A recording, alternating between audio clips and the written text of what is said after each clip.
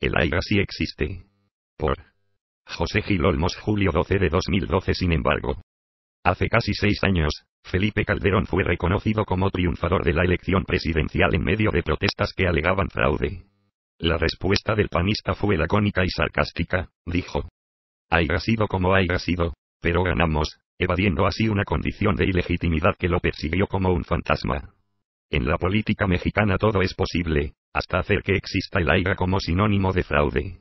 Hoy estamos a punto de enfrentarnos a un nuevo proceso electoral con claros tintes de ilegalidad y a una nueva versión de ese descargo burlesco del haya sido como haya sido, que solo ha servido de tapadera para quienes se mofan de la ley y de la ciudadanía con tal de obtener el poder mediante el fraude. Al igual que Calderón, a Enrique Peña Nieto poco le importó violar la ley con tal de tener votos.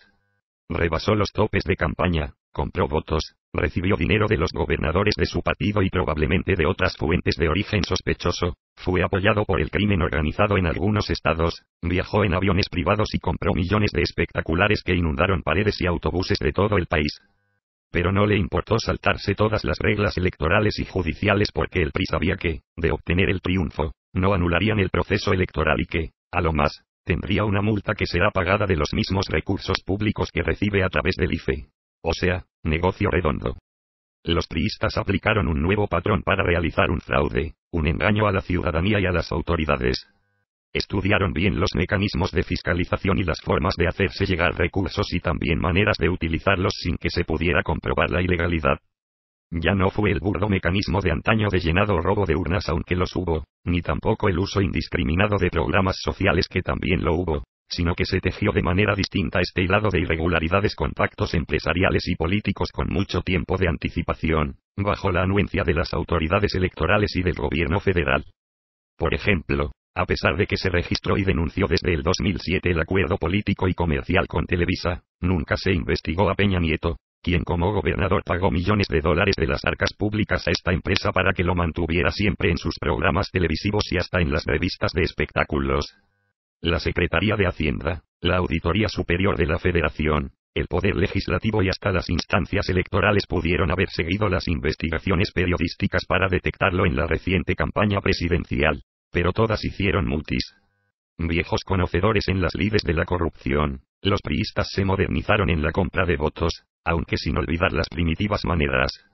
Utilizaron los monederos electrónicos con tarjetas en supermercados y bancarias Soriana y Monex, y las mezclaron con la compra directa del voto en las zonas rurales y urbanas más empobrecidas.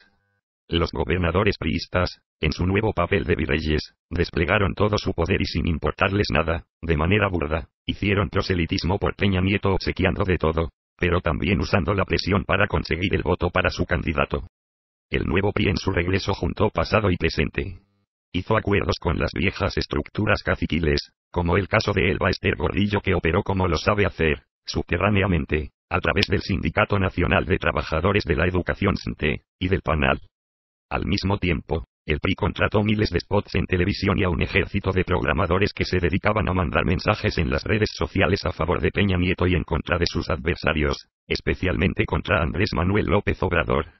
El patrón que siguieron los priistas en los últimos años fue de preparación para el fraude, aprovechando todos los vacíos legales y también la posición de sus aliados y cómplices en las televisoras, en el Congreso de la Unión y las instancias electorales, con los sindicatos y empresarios, en los medios y con los periodistas afines, en la Iglesia Católica y con el crimen organizado. El resultado final es un fraude fácil de ver pero difícil de fundamentar, un fraude cínico en el que participaron muchos, incluida una parte de la sociedad, pero que las autoridades solo van a castigar como una irregularidad. Un fraude que el PRI cocinó por mucho tiempo para regresar a los pinos haya sido como haya sido. Fuente. Sin embargo.mx